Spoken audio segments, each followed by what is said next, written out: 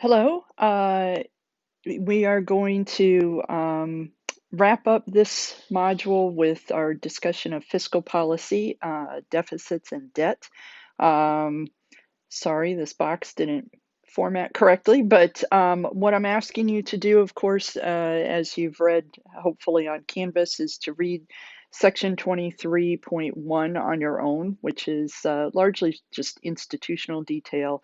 And then these notes are going to cover the material out of sections 23.2, 3, and then a little bit out of the appendix.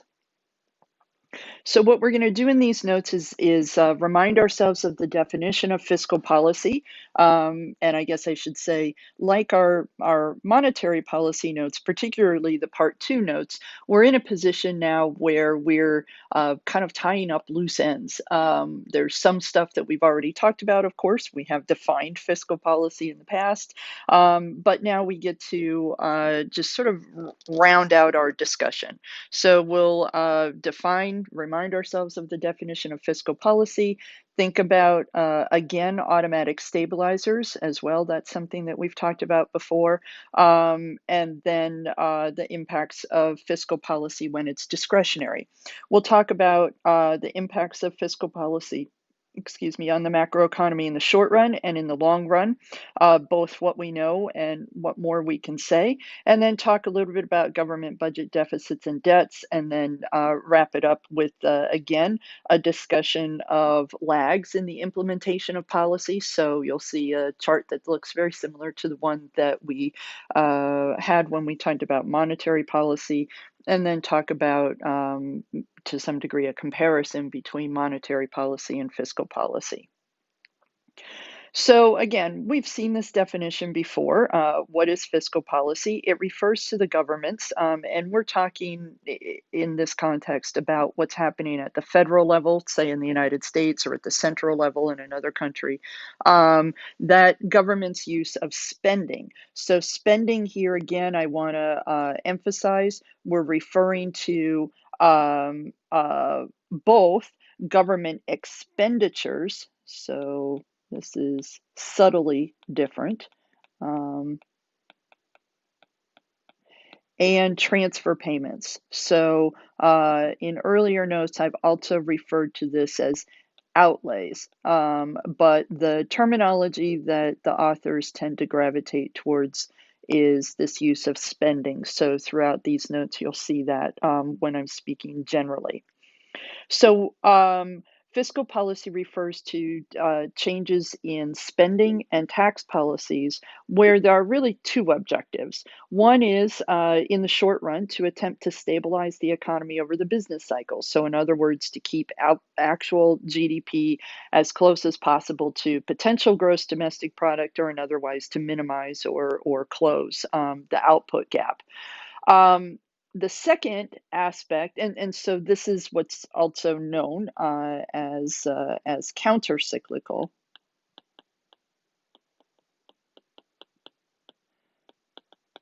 In this case, fiscal policy, and we talk about monetary policy as well as being another example of counter-cyclical policy. Counter in the sense that we're trying to undo or minimize the effects of the business cycle. And then the second thing that fiscal policy is focused upon is its impact in the long run, and to put into place spending and tax policies that are designed to promote sustainable growth in the potential level of gross domestic product. And so, truth be told, probably more attention is paid to the short run fiscal policy components, but it is important, and we'll see examples of this to also consider the long run. So fiscal policy is implemented, as we said before, by changing spending and taxes. What I want to suggest to you is that some of this fiscal policy happens automatically, and this is via the fact that the macroeconomy has automatic stabilizers. So again, we've defined this previously, but automatic stabilizers are changes in taxes and transfer payments that adjust as the economy expands and contracts, and they're called automatic stabilizers because there isn't any deliberate implementation of changes in policies. So my picture down here, this is like shock absorbers or little springs. So in a car, these little springs would be shock absorbers. So we can think about automatic stabilizers as kind of being the macroeconomy shock absorbers. And there are two ways in which automatic stabilizers impact the macroeconomy, as we see changes in taxes and in transfer payments. So the transfer payment side is this one, the tax side, as we're going to talk about it, is this one.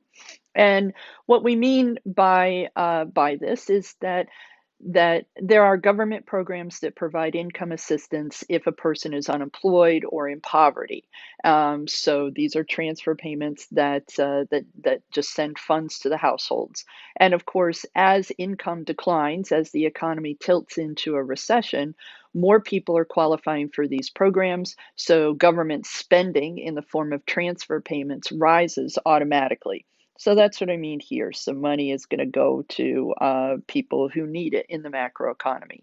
On the revenue side, when there's a recession and income falls, then there are two things that can happen. Certainly one of them, and then possibly the second.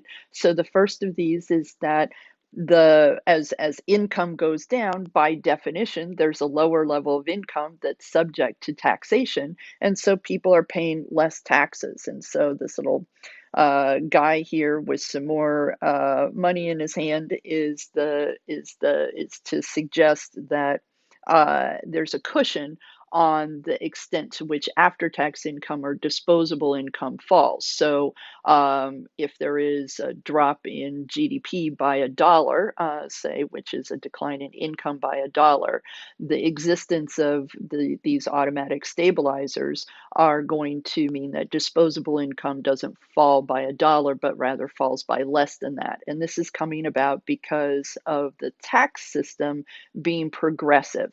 And if you read section 23.1, section 1, you will have seen a discussion of that. Moreover, a second thing that can happen is that it's not like a happy outcome, but if incomes fall enough, there are going to be some households that find themselves in a lower tax bracket altogether. And so that's going to be something that further reduces the tax burden, again, because of the progressivity that's built into the tax code. As your income rises, higher incomes are subjected to higher marginal tax rates. And the reverse of this idea would happen when the economy is booming. When the economy is booming, tax revenues would tend to pick up, and government spending, particularly these kinds of transfer payments, would tend to decline. So even if there's political discord, like perhaps now, that means that there can't be that means that there's disagreement over other aspects of fiscal policy, namely discretionary fiscal policy, as we'll turn to next. At least there are these automatic stabilizers to help cushion the economy over the business cycle. So, on the downside, automatic stabilizers tend to support the macroeconomy compared to what would happen in their absence. And on the upside, if the economy is booming, the existence of progressive taxes and government programs that vary with income will serve to constrain or mitigate the degree of that boom.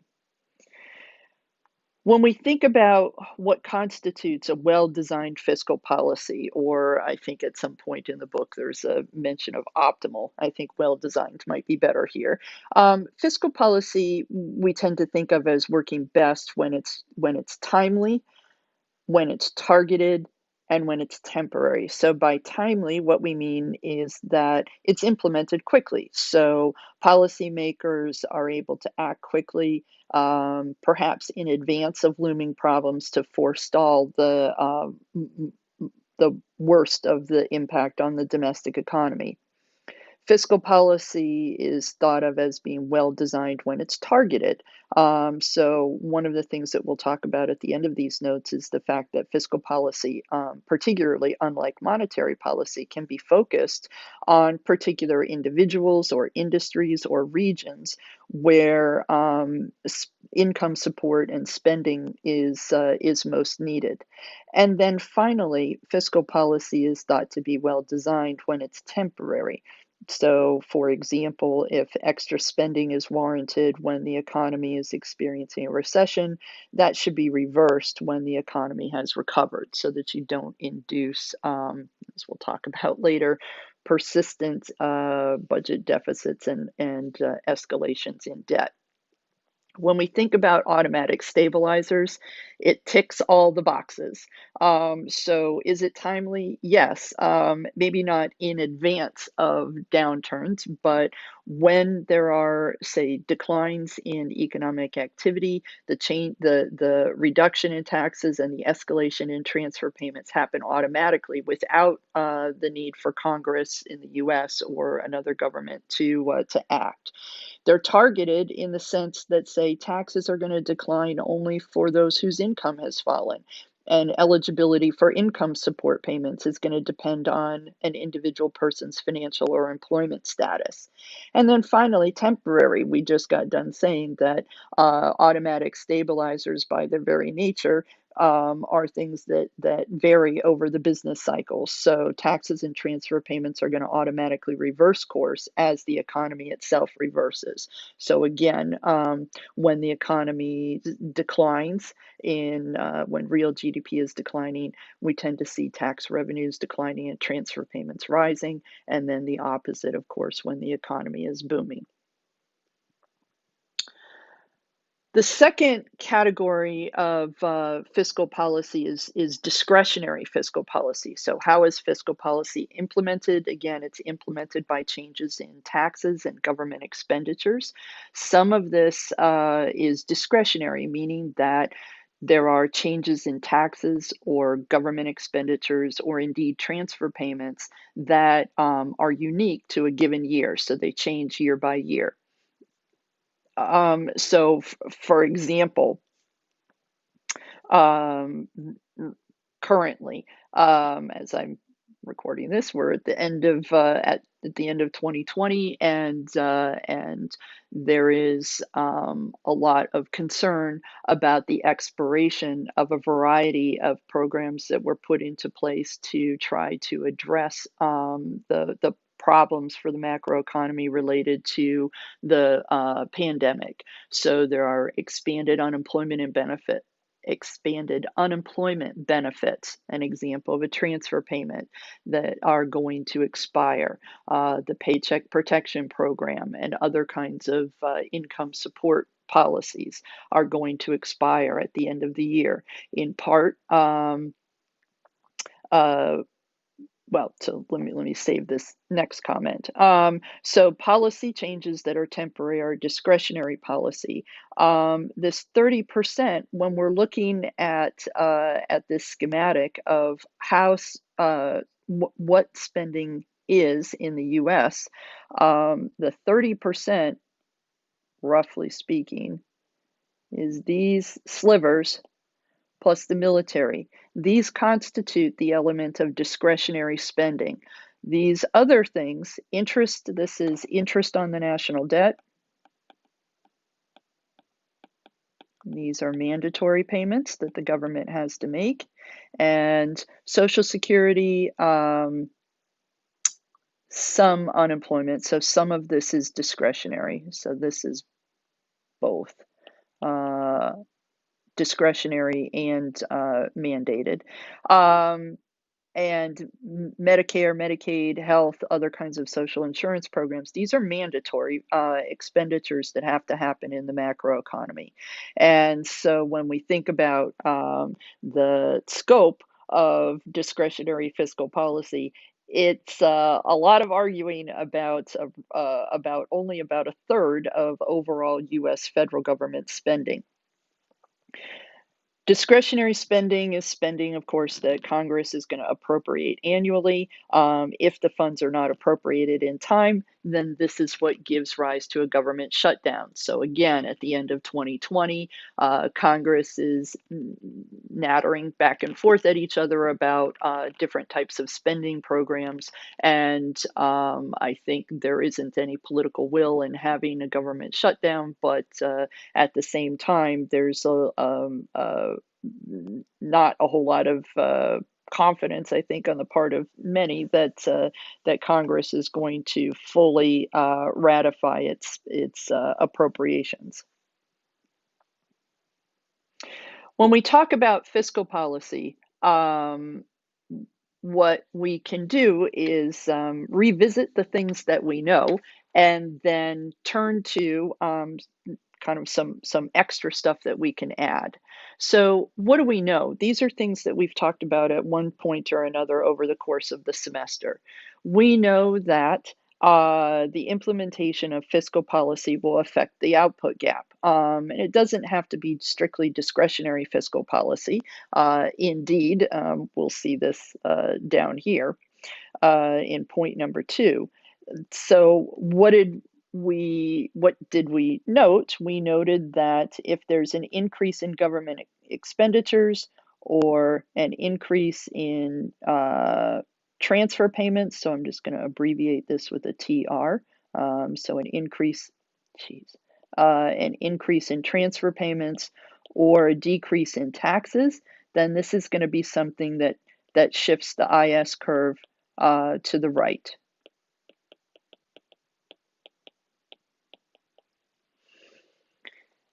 We know that, and this is how we thought about countercyclical fiscal policy, that it affects the output gap. We know that this affects the IS curve directly, and changes in transfers and tax payments are going to affect the IS curve indirectly. So again, as transfer payments change, that affects say, households' disposable income, which then in turn affects consumption. Similarly, as taxes change, then that affects, say, for households, their disposable income and affects consumption. For firms, it affects their after-tax profits and therefore by extension affects investment. We also noted that tax changes can affect GDP indirectly through redistributional channels as well.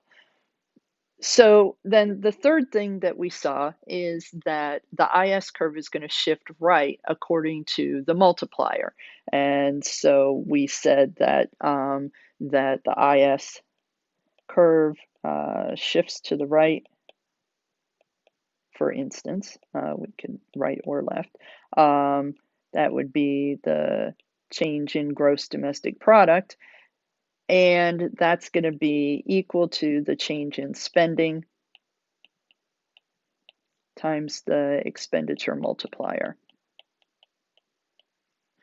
And why does this happen? It happens because of the idea of the circular flow, that when an initial change in spending happens in the macroeconomy, that generates income, which further supports additional spending and further income, and so on and so forth. So we hark right back to more or less the beginning of the semester for that idea. So what else can we add? We can round out our discussion about fiscal policy in the short run by noting that we focused on why fiscal policy should be implemented, and we said it can be implemented because by closing the output gap, we're increasing employment, and we won't have the associated costs of unemployment. There's also a microeconomic rationale for implementing countercyclical fiscal policy, and that's the idea in macroeconomics. If you go on, you'll see reference to this idea of there's a time to build. So to some degree, it's biblical, I guess. There's a time to reap, a time to harvest, and so forth. Time to plant, a time to harvest, and so forth. Um, the idea of the time to build is that it's cheaper to pursue expansionary fiscal policy when the economy is experiencing a lot of slack, say due to a recession. And so, why not do it then? It would just be better from a cost minimization point of view. We can further layer on to this in today's environment that in a world in which interest rates are also very low, to the extent that the government is borrowing to undertake this expansionary fiscal policy, it's affordable for the government to take on more debt because the interest expense is going to be relatively low. I'll link a piece, an optional podcast that you might want to listen to, that kind of gets around to some of these points towards the end of the podcast.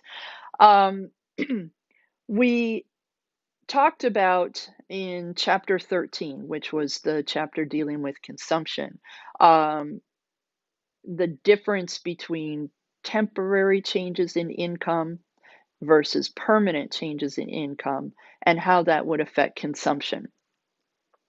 What we can say at this, and so what we said is that if there are consumption smoothers, when you have a temporary change in income, that's not going to affect consumption very much because people are going to tend to save that.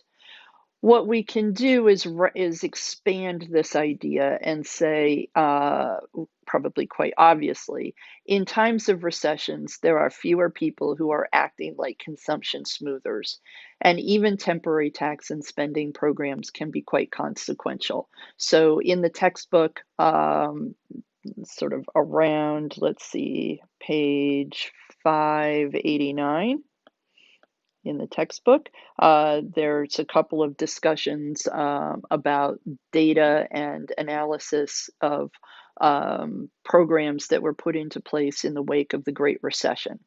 And now we can see, sort of current events in 2020, the effects on spending, both as a result of these temporary programs that were put into place beginning last spring, and of course the worry on the appropriately placed worry on the part of many people as they are facing the expiration of these programs and how that's going to have to, or whether the degree to which, not whether, the degree to which that's going to force a dialing back in consumption. So, in the textbook, you'll see that, say, a dollar's worth of temporary tax changes or temporary transfer payments will not lead to a dollar's worth of additional spending because, again, there is some of it that gets saved by some in the household. And it is the case that if we have a dollar increase in government expenditures, then by definition, that increases aggregate spending by a dollar because aggregate spending is C plus I plus G plus NX. So if government expenditures goes up by one, then aggregate expenditures immediately goes up by one. So we can argue quite logically that we're going to get a bigger bang for the buck all the time by expanding government spending. Um, so this then opens up, from a more of a philosophical point of view, a debate about what's the best way to proceed if we need to stimulate the economy. Do we do it with higher government expenditures or lower taxes and transfer payments? And should these be temporary or permanent? This is beyond the scope of our class right now. It's for the stuff and substance of a course that would be badged as public economics or public finance, but it goes to this kind of philosophical question of what should be the scale and scope of government. Should we rely on the government to dictate how spending proceeds, or should we have greater reliance on individual decision making and markets that's going to come about by putting say, tax cuts in the hands of people where they can decide how to allocate their funds? Um, a related factor here that sometimes leads to the implementation of temporary tax changes over increases in government expenditures, even when the total effect that we know is going to be smaller, is just this question of, are there shovel-ready projects? Sure, if the government could spend $1 on something, then it would, but are there things that it can do that are really truly ready to go? So indeed, one of the criticisms of the policies that were put in place in the wake of the Great Recession is that it took a long time for that money to be doled out to, say, governments for the building of roads and other infrastructure projects. So, in theory, there's always something we can do. We can envision shovel-ready projects, but it takes a while to actually get those resources marshaled. And so sometimes we can get a quicker impact by just putting money in the hands of people in the form of, say, stimulus checks or temporary reductions in taxes. And then finally, we know that there is a multiplier, and the open question, and something that we talked about as well when we introduced the multiplier concept in previous notes, is how big is this multiplier? Um, This is very, very tricky to estimate because when we're estimating the size of the expenditure multiplier, which is what we're talking about here, there are generally a lot of things that are happening all at the same time, and we need to uh, figure out a way to tease out the effect of the thing that we want to know. So this is what we want to know. We want to know, what is the multiplier effect of a change in G on future output. So if we're sitting at a point in time where government expenditures are rising, for instance, it's also the case that those government expenditures can be rising because lower future output is anticipated. So if we're trying to predict to what degree does an increase in government expenditures lead to an increase in output, we have to cast that in the reality that output probably isn't rising. So we need to think about how we tease out the answer to what we really want to know. So we really want to identify the answer to this question, but there's some murkiness because we have reality. And then, in addition, typically fiscal policy isn't operating in isolation. The Fed is usually, in times of stress, reducing interest rates when they either observe or anticipate that future output is going to be lower. And that's because the Fed wants to, of course, stimulate spending. So again, we have this question of, if we observe that government expenditures are rising, how do we kind of figure out how that contributes to an increase in output in a world in which, in reality, output is actually declining? So there are lots of tricky mechanisms to try to analyze this. Some of this is described in the appendix section that I ask you to look at, section 3. And what is in that appendix, so this is from section A3, it's figure 10 in section A3, is that there are a whole bunch of different estimates of the size of the multiplier, at least as it's related to changes in government expenditures. The central estimate seems to be that for every dollar of additional government spending, maybe a $1.50 is the impact on gross domestic product. And of course, you can see that the other complicating thing in terms of constructing these estimates is you have to figure out that the circular, or you have to deal with the fact that the circular flow process that we described doesn't happen sort of all at once. So you have to look for these effects over a period of time. There are other studies that, if you're interested in, I can point you to, where they're looking at the value of the multiplier where they look specifically at military expenditures or at tax changes. And the values that they're getting are kind of similar to what's represented here, which is why I didn't include that in the notes. Just as this is also described in the textbook, but to say that the multiplier is less than one is to say that say when there is an increase in government expenditures that displaced private spending, so either consumption or investment or net exports or all three fell in response to the bigger spending by the government. So it is possible for that to happen, that if the government is spending on your behalf, you may not. So insurance or healthcare is certainly an example of that. And what that trade-off looks like is certainly something that's important to get a handle on from an empirical point of view, but is very tricky to do so. And again, in future macro classes, you'll take up this kind of a topic.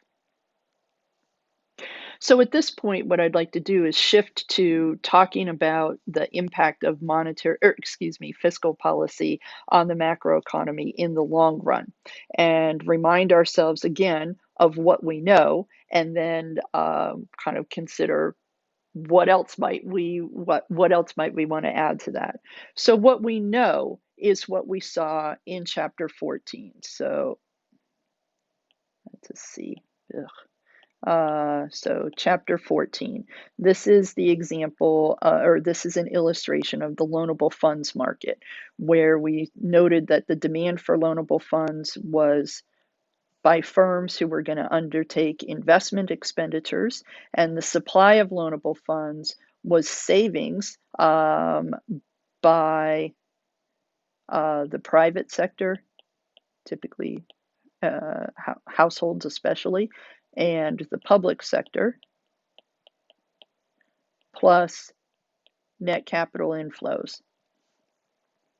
And so what we said at that time, and I'll repeat at this point, is that if our starting point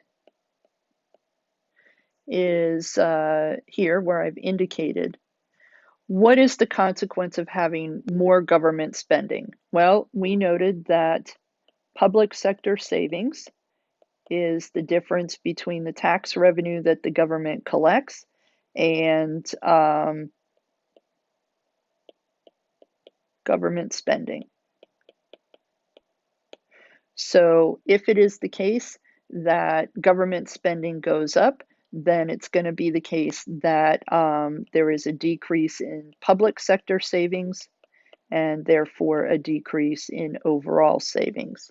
And so this decreased supply is what's indicated here. And of course, we're good at demand and supply pictures right now. So we observe that the interest rate goes from R0 to R1, and we see especially a reduction in investment. So this is the crowding out, so the movement along the demand side. We said that's the crowding out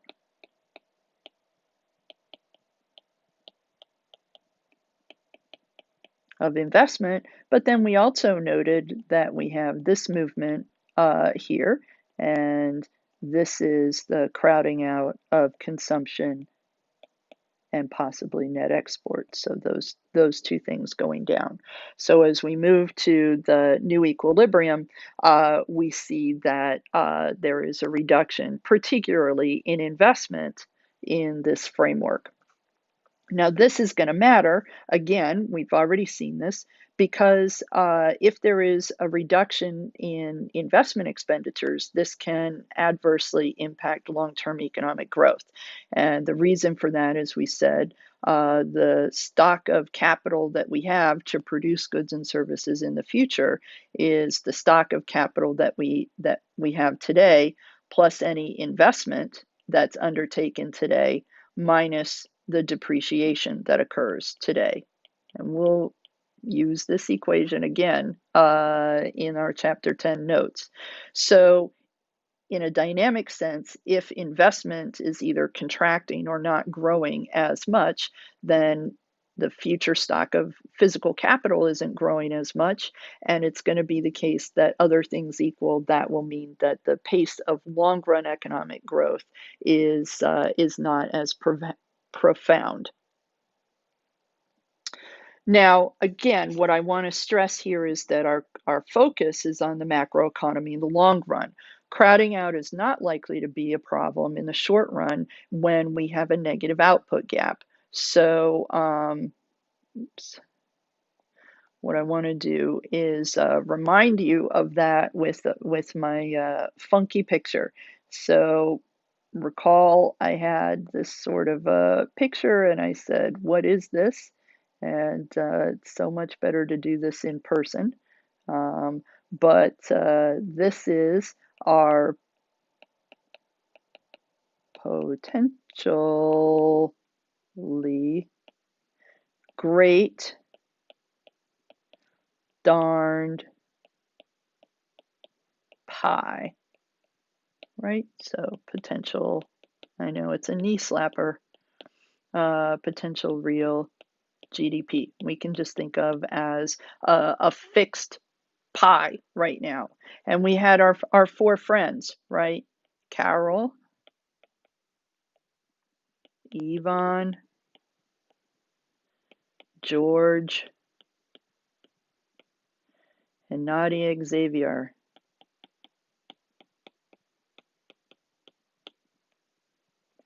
Right? So again, ha ha ha ha ha, Dottie, you are so funny. CIG and NX, right? If we have full employment, it means this whole pie is taken up by by C and I and G and NX. But if we have a situation in which, let's suppose Carol has that much and Yvonne has that much and George has this much and Nadia Xavier has this much, but this portion of the pie is unused, then following this analogy, this is like a situation in which we have a pie gap, we have an output gap, right? In the sense that the amount that is being used, the y, C plus I plus G plus NX, the amount of pie that's actually eaten, that is less than my potentially great darn pie, the whole size. And so if George said, oh, you know what? I want to eat some more pie, it's not likely to be something that's going to crowd out Carol or Yvonne or Nadia Xavier's enjoyment of pie. So we don't think about crowding out as being an issue for the macroeconomy when we're in the short run. When we're in the long run, however, when the level of gross domestic product is equal to the potential level of gross domestic product, then what this picture is saying over here is when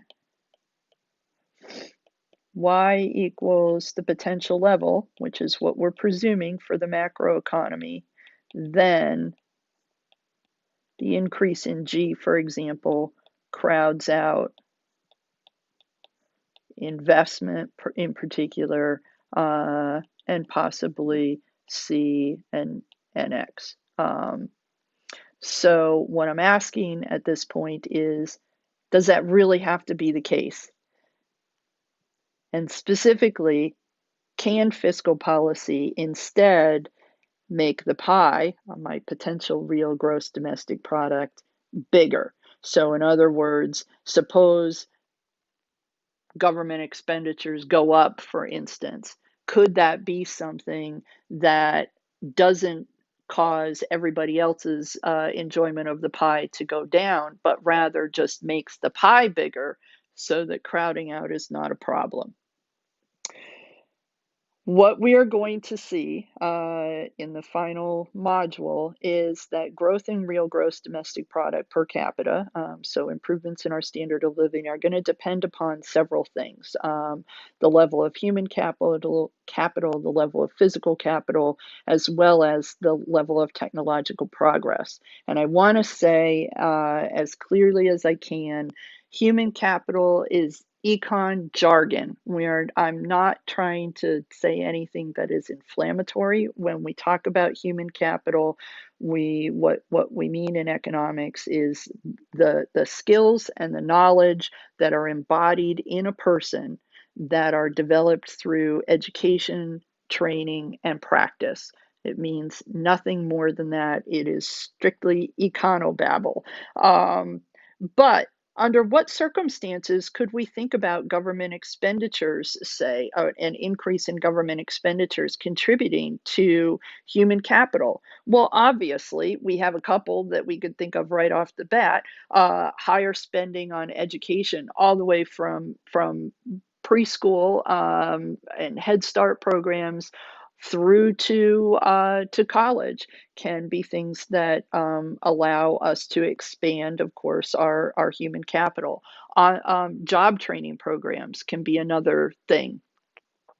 Indirectly, we could argue that any kind of government spending on health and wellness frees up a person to be in a position to be more able to assume human capital. So the healthier you are, the better you are able to gain that additional knowledge and expertise. Reductions in inequality and barriers or access to economic opportunity can also be things that allow people the means with which to acquire human capital. And then similarly, spending on wealth building. So lots of studies focus on, what if we give people savings accounts when they're born, or what if everybody in the economy could be a homeowner.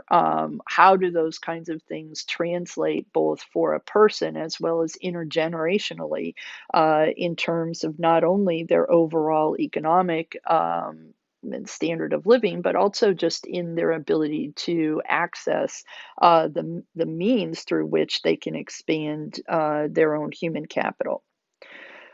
Government expenditures could also potentially increase physical capital because government spends on things that are part of a country's capital stock. So infrastructure spending, obviously, the roads, the sewers, the water plants, all of those kinds of things. The government,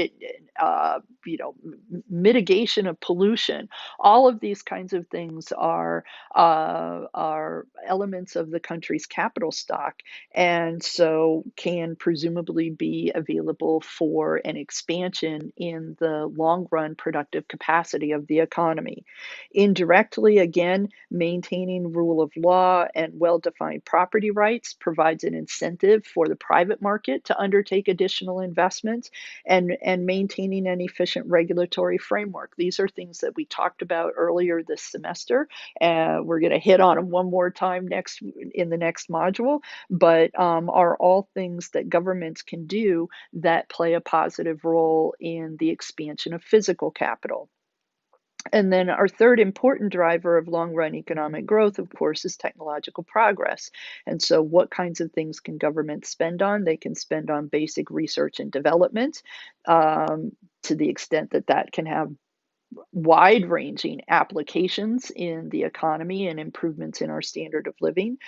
Governments can spend to ensure that intellectual property laws are available to encourage innovation, and with innovation comes technological progress. There is a professor at MIT, Duran Asamoglu, who works extensively on this kind of stuff.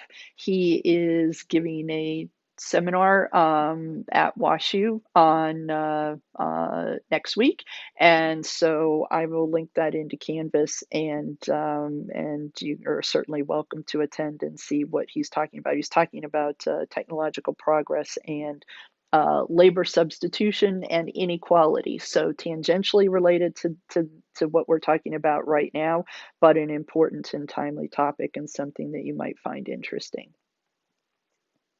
We can similarly ask about whether tax changes can stimulate long-run economic growth. And we've seen this before. I think I lifted this slide from earlier this semester. So in what way might tax laws be changed in a way to stimulate savings and therefore investment, or just affect investment itself? Consumption taxes, to the extent that we tax consumption rather than income, that's going to be something that provides a disincentive to undertaking consumption and an incentive towards undertaking savings.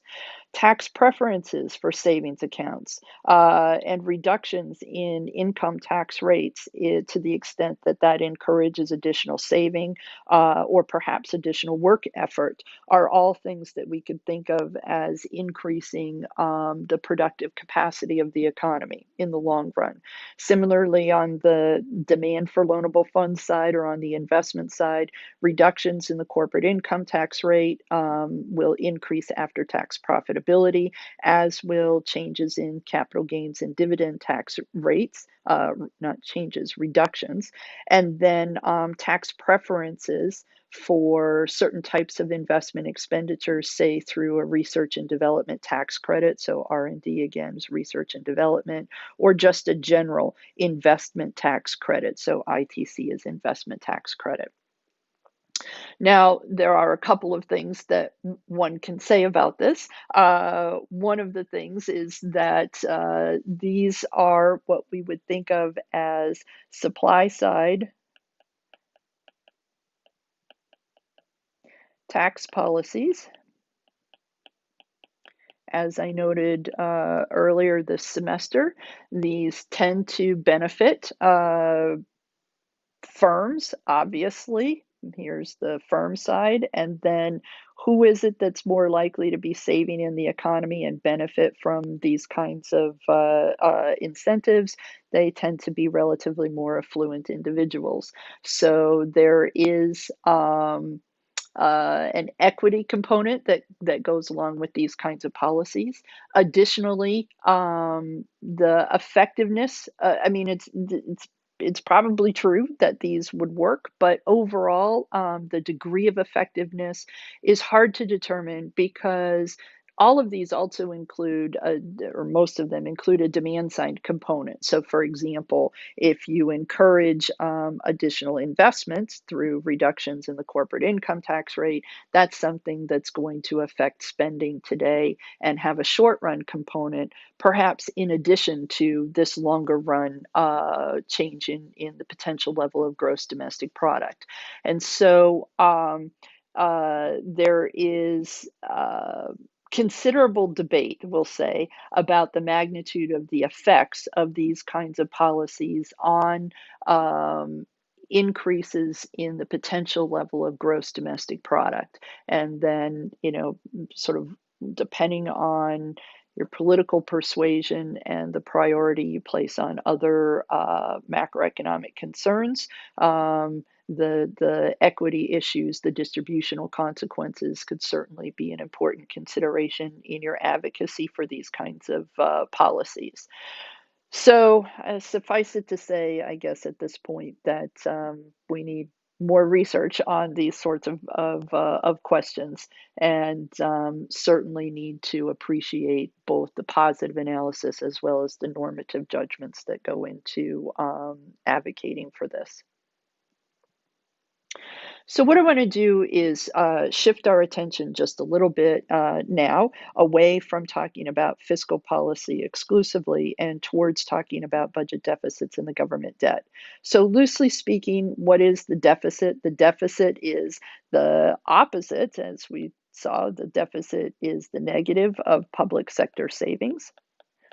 This is our definition of government spending.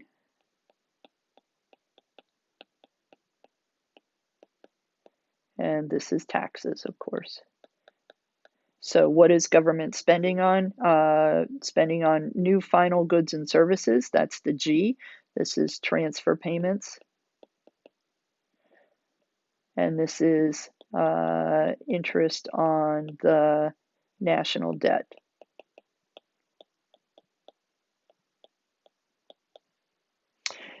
So every year that a country runs a deficit, it adds to the stock of unpaid deficits, which is what we call the national debt. So if there is a deficit this year of $10 and next year of $20 and the year after that of $20, then the debt after 3 years would be $50. So some of the national debt is held by federal agencies, and so conventionally, what we tend to focus on is the national debt that's held publicly. In the book, this is indicated by net debt.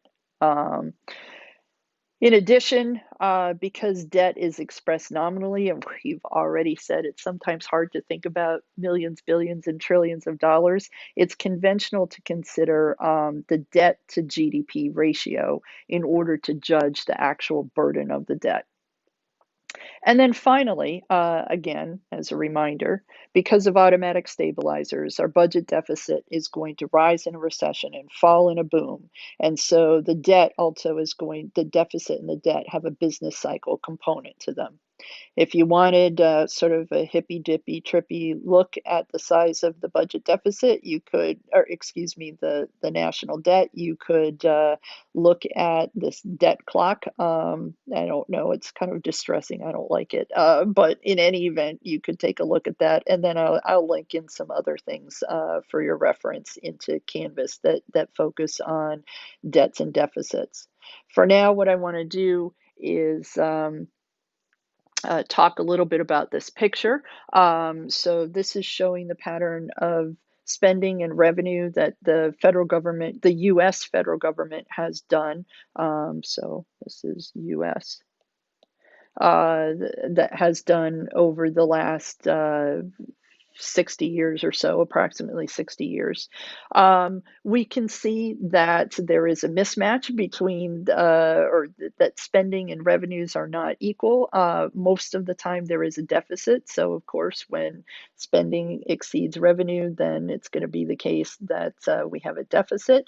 As we have had deficits, the size of the debt has gotten bigger. So you can see that kind of pattern, say, especially here, where we had,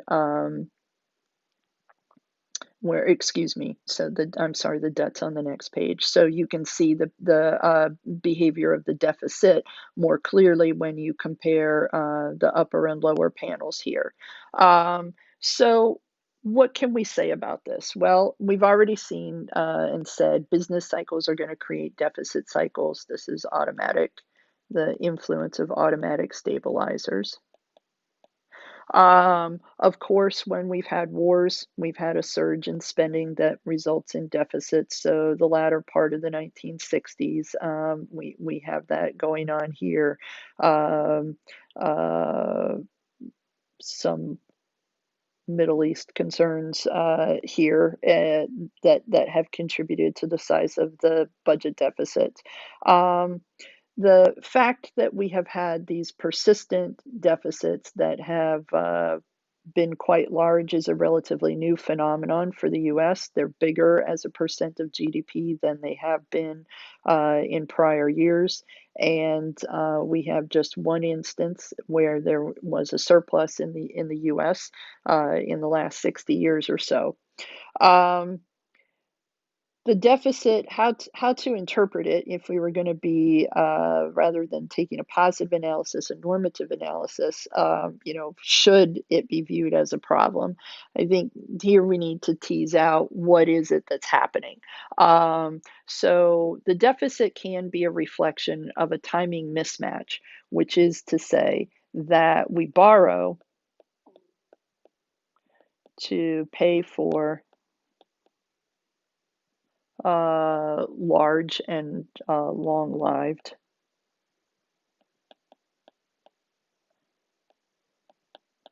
projects like roads or sewer systems or other kinds of things. In that particular case, it would be sort of like somebody buying a home or to some degree uh, borrowing for college. It's an expensive proposition, obviously. Let's take home ownership. Most people don't plunk down hundreds of thousands of dollars of cash in order to acquire a house. Most people say, I'm going to have this sort of investment project for a long period of time, and so I'm going to borrow today and pay it off over an extended period of time. And the government is the same way. That's not necessarily something that we would view as being bad, but more nefariously, it can be the case that politicians are spending without considering payment.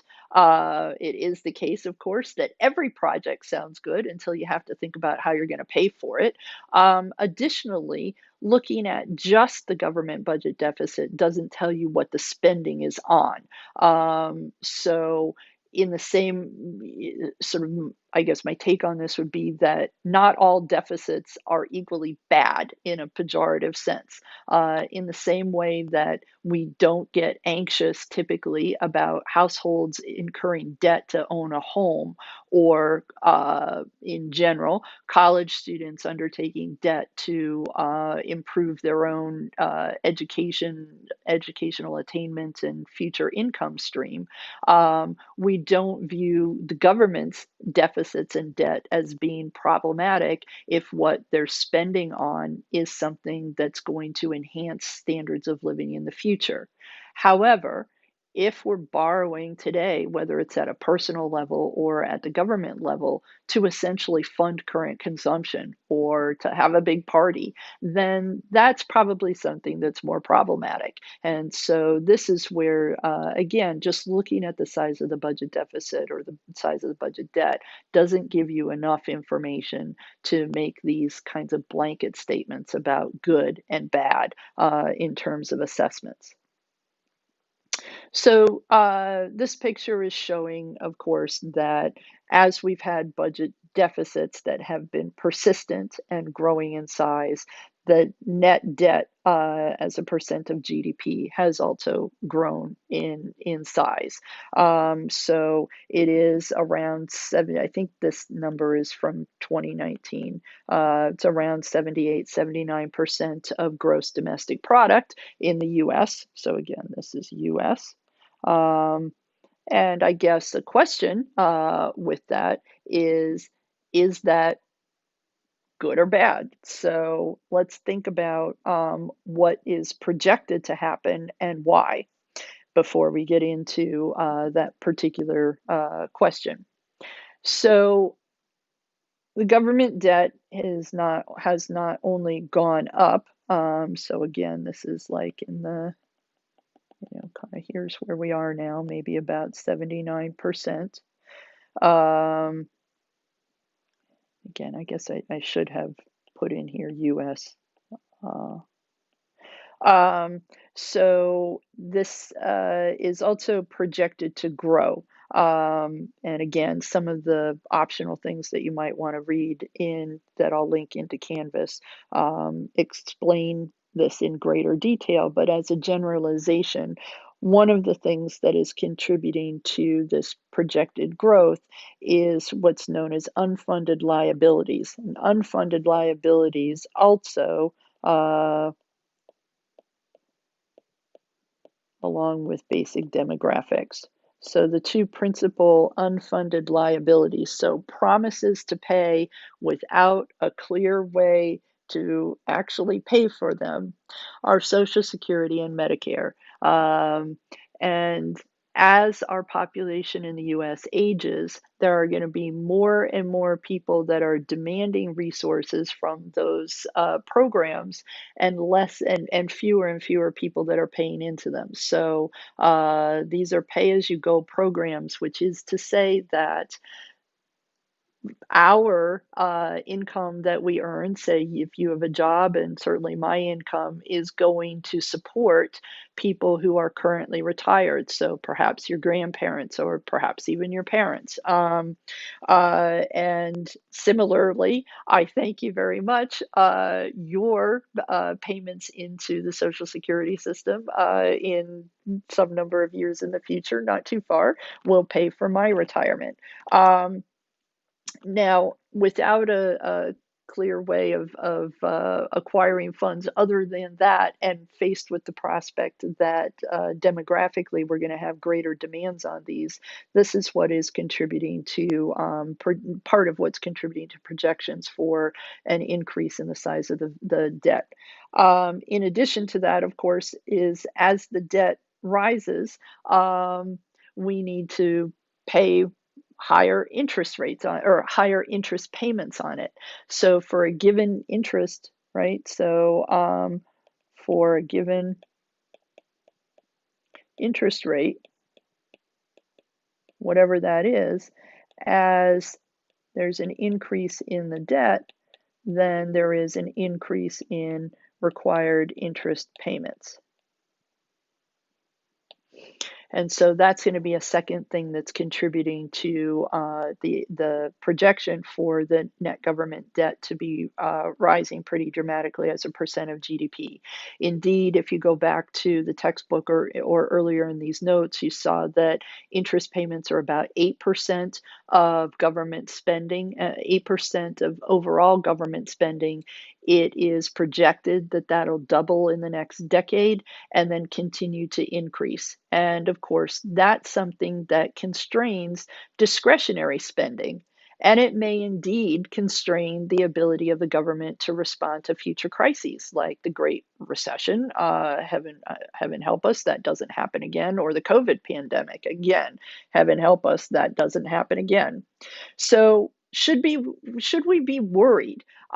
Should we be worried about these kinds of things to the point where perhaps we propose some rules about the way in which fiscal policy is conducted?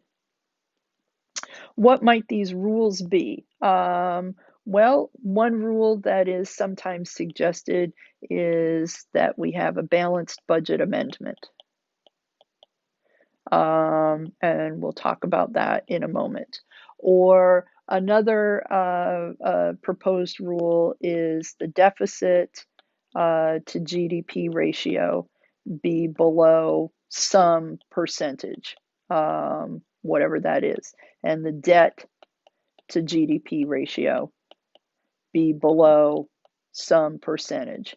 So, for example, when the common currency in Europe was being organized. So before the euro was adopted, but in the period leading up to it, and indeed this is still part of the framework for common currency participants. The leaders of the countries felt that it was important, in order to have a stable currency and a stable transition to the euro, for fiscal and monetary policies in the various countries to be aligned. And so they established a rule that in order to adopt the euro, the deficit to GDP ratio had to be, I think, oh, I don't know. I know the debt to, I'm sorry. I know the debt to GDP ratio had to be below 60%. And I forget, I'm sorry, the deficit to GDP ratio. I was going to assert something, but I don't want to be wrong.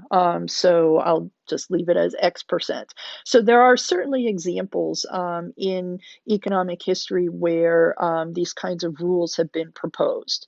What I want to do is think for a minute about the balanced budget amendment sort of rule, or the proposal that we have balanced budgets. As we noted earlier, the budget deficit is going to naturally, in the US and in many other countries, rise as a recession begins and shrinks as an expansion proceeds. And this is, of course, due to automatic stabilizers. So, indeed, few are going to advocate a balanced budget rule that would hold in every year, But some would suggest that what we should do is balance the budget over the business cycle. Now, of course, that leads to its own set of difficulties because we have to be able to identify the turning points of the business cycle, and that's pretty hard to do. And we tend to know that information sometimes with a significant lag. So it opens up some additional questions. Even if it is the case that it's possible to balance the budget over the business cycle, should we? So, of course, we might think about this because of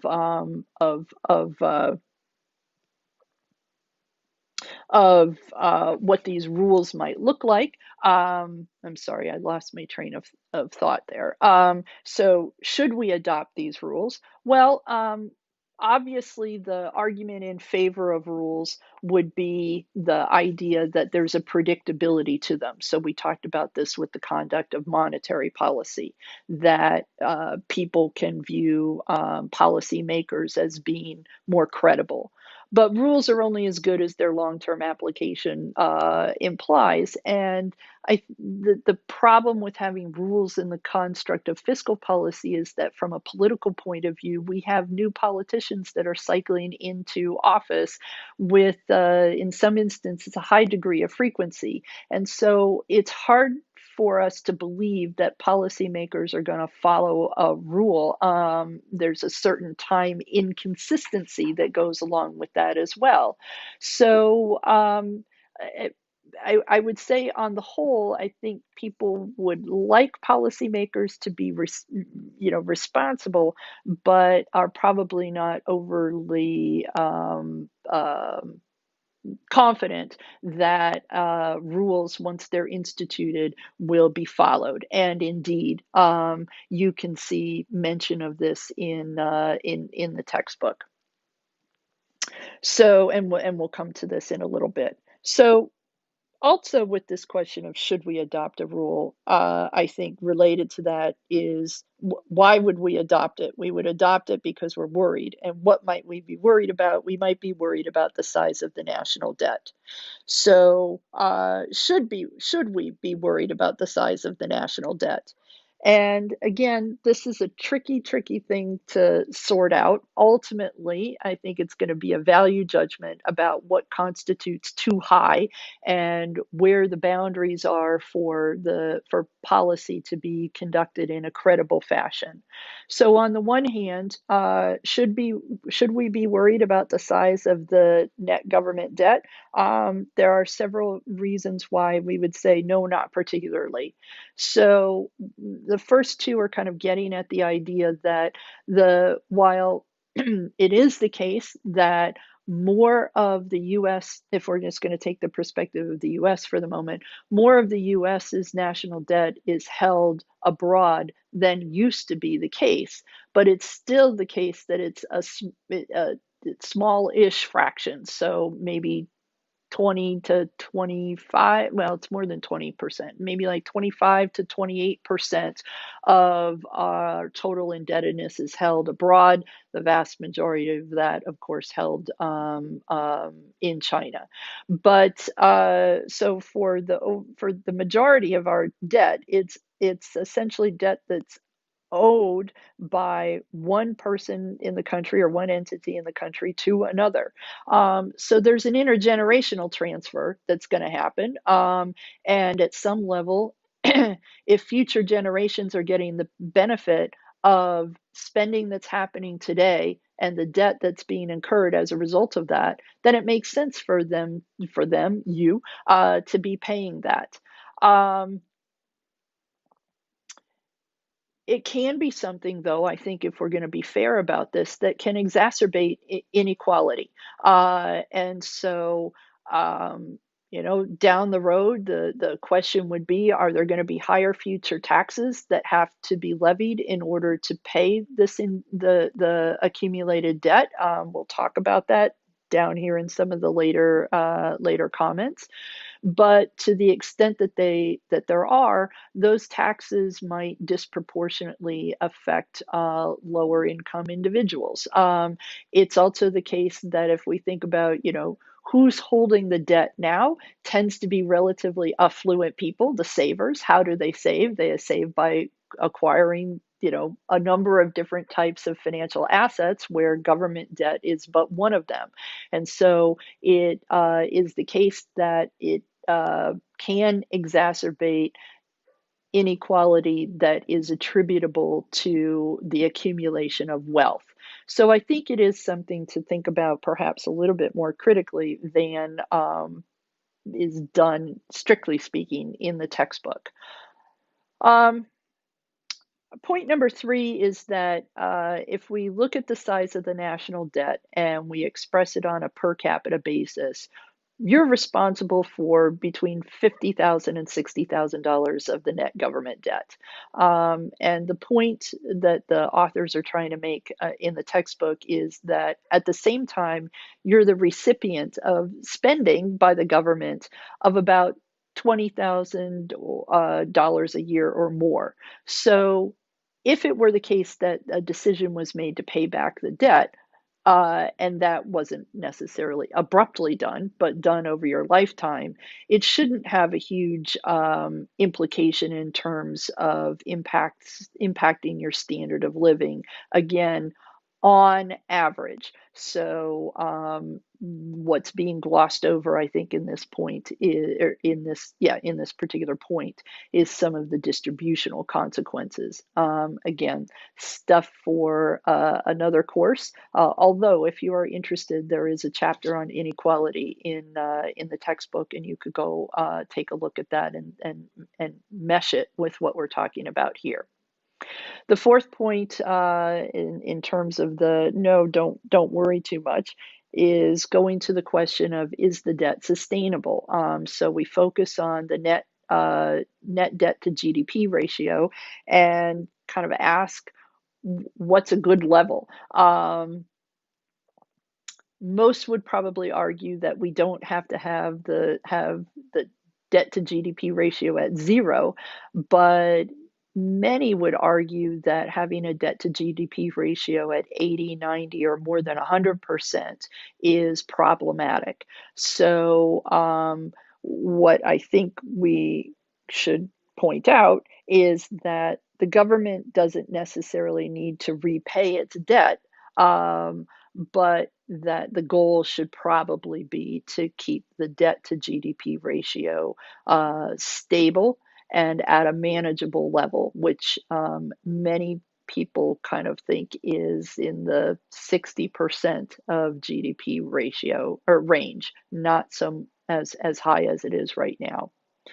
And then finally, the U.S. government has options that you don't in terms of dealing with its indebtedness. And the U.S. government has options that other countries don't.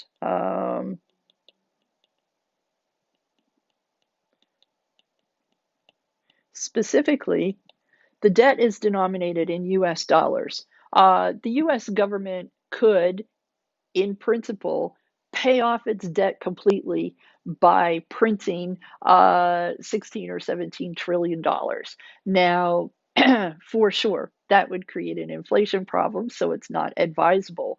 But the US is in an enviable position from the perspective of many countries in the world, in that its debt is denominated in its own currency, and so it can inflate away the real value of the debt if it so chose to do so. In addition, the U.S. can, in principle, we can tax ourselves more.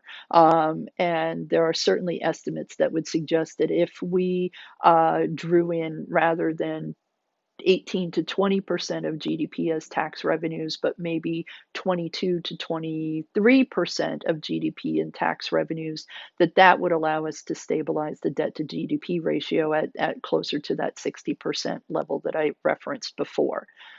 But the tricky question for that is when. When is there a good time to tax ourselves? This leads to, again, this question of time inconsistency, right? So we might say, oh yes, all we need to do is just tax ourselves, but we'll do that tomorrow. And then when tomorrow comes around, we'll kick the can down the road a little bit longer.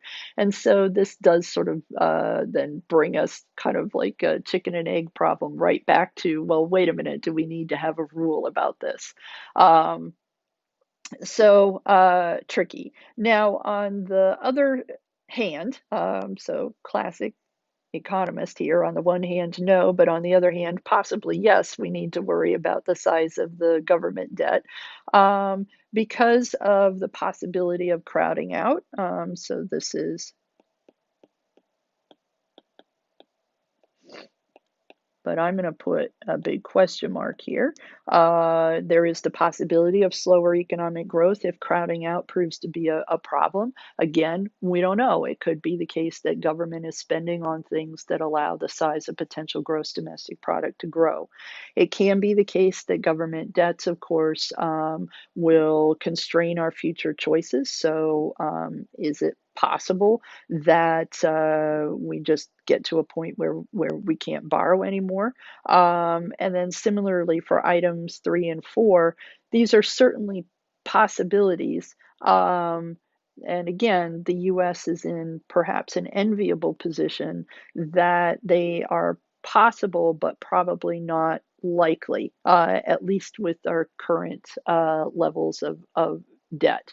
But certainly for other countries, there have been situations where the debt to GDP ratio has gotten so big that there's a crisis of confidence in the government, and then and that the government defaults. So we have a debt crisis in full blown proportions. So some of you are doing countries where this has, for your country analysis, where this has been an important part of their economic history. In the textbook, you see the reference to Greece and by extension, some of the other countries in Europe that experienced debt crises relatively recently. And I would encourage you to take a look at that. And in the next, what, 2 slides, 2 or 3 slides here, what I want to do is just kind of wrap things up by thinking about monetary policy and fiscal policy one more time. So one of the things that we talked about with monetary policy in terms of implementation are the lags. We noted that there's an inside lag and an outside lag that are important to be mindful of in the implementation of monetary policy. And I said then, and now we see that it's relevant as well for fiscal policy. So the inside lag comprises the time that it takes to recognize a macroeconomic problem. And it's probably the same for both monetary policy authorities and fiscal policy makers. And then a legislative lag, the time that it takes to propose and pass, in quotation marks, a plan. Of course, the Federal Open Market Committee can meet and decide something very, very quickly and implement that monetary policy very, very quickly. As we saw for fiscal policy, these portions of the inside lag can be really quite long. So, of course, the budget process is excruciating. We can see that playing out right now. And the implementation aspect depends on whether there are projects that are ready to go. So, is it the case that you can target, say, tax changes or especially changes in government expenditures in particular areas or for particular people where there are projects where that spending will be used right away? Um, if it's the case, then you could imagine that that fiscal policy changes can affect the economy relatively quickly and relatively importantly. Whereas we noted before that for monetary policy, there's the change in interest rates that the Fed implements, but that has to cycle through to changes in longer term interest rates and changes in spending behavior by macroeconomic agents. And that can take a long time and is not as predictable, perhaps, as the government is going to buy, a new plane from Boeing. Bam, Boeing has more income. So it's interesting to see the differences between the lags attached to monetary policy and fiscal policy. So in the textbook, the authors make the point that policy is more nimble, and what this is saying is basically the inside lag is shorter for monetary policy than it is for fiscal policy. But fiscal policy can be more targeted. So the outside lag can be, it doesn't have to be, but can be shorter for fiscal policy. And then finally, and perhaps obviously, in an ideal world, monetary policy and fiscal policy would be working together for the same purposes. A classic example is now, where we have interest rates essentially at their zero lower bound, and Chair Powell has stated on many occasions how important it is for Congress to step up and the president to step up and work on apportioning funds to help with the recession and the COVID crisis. That monetary policy alone cannot cannot achieve a recovery in a meaningfully short time period. That it really requires a concerted effort of both monetary policy and fiscal policy. So that brings us to the end of these notes. And so you can read through kind of the key takeaways that I have here. Next up will be our last topic for the semester, and that will be talking about long run economic growth. That's the material in chapter 10. If you're done reading and you wanted to read ahead, you could read chapter 10. Much of that material we have hit already, and so I'll be able to go through some of it pretty quickly, and then that'll leave us enough time to do some of the more technical analysis that's embodied in that chapter. So with that, go forth and conquer. Take care, stay well.